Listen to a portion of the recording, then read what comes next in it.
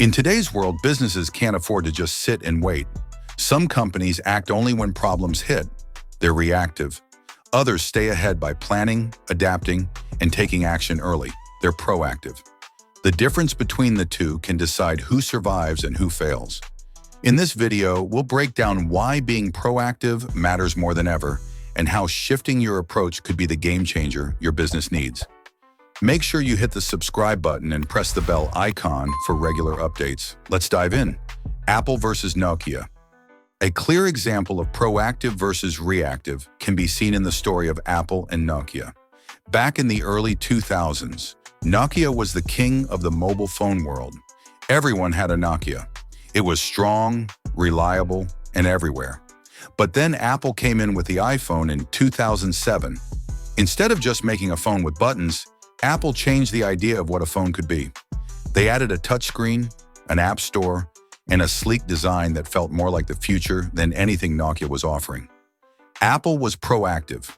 They looked at where the world was going, more digital, more connected, more focused on experience, and they acted early. Nokia, on the other hand, didn't believe this change was necessary. They stuck with their old models. They reacted late and slowly. By the time they started making touchscreen phones, Apple had already taken the lead.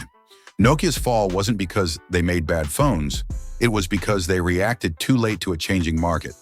Their slow response cost them their top spot. Netflix versus Blockbuster. Another strong example is the case of Netflix and Blockbuster.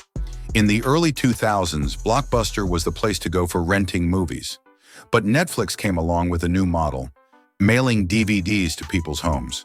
That was only the beginning. Netflix didn't stop there. They saw the internet changing the way people consumed entertainment and moved into streaming. They made deals, built infrastructure, and started creating their content. Blockbuster had the chance to buy Netflix early on, but they laughed it off. They thought their business model was strong enough. That's where they were reactive. They waited too long to respond to the change in how people wanted to watch movies. When they finally launched their streaming service, Netflix was already miles ahead. Netflix kept evolving. They didn't wait for the market to tell them what to do. They anticipated it. Blockbuster waited until it was too late, and by then their customers had already moved on. This story shows that in business, being proactive doesn't just help, it can save you. Tesla versus traditional car companies. Tesla is a modern example of a proactive business. While traditional car companies were still focused on gasoline-powered cars, Tesla jumped ahead and focused entirely on electric vehicles. They didn't just build a car, they built an entire ecosystem. Charging stations, software updates, and even energy storage solutions. Tesla saw the direction the world was going in terms of clean energy and climate change, and they moved before it became a big demand.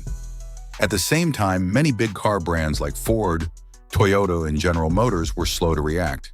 They hesitated. They waited to see if electric cars would even catch on. Now they are racing to catch up because customers are shifting towards sustainable vehicles.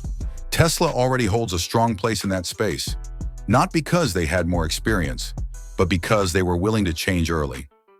This example makes it clear. Proactive companies don't just think about what's working now. They think about what will work 5 or 10 years from now. That's the mindset that builds long-term success. Why change is life-saving. Business change is like air.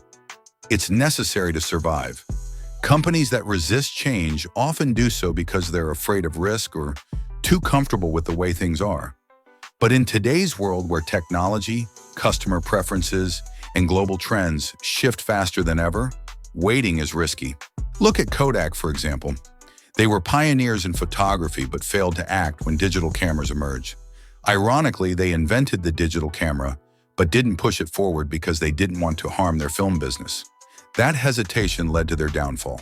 While other companies embraced digital, Kodak stayed in the past. In contrast, companies that embrace change, even when it's uncomfortable, often find new ways to grow.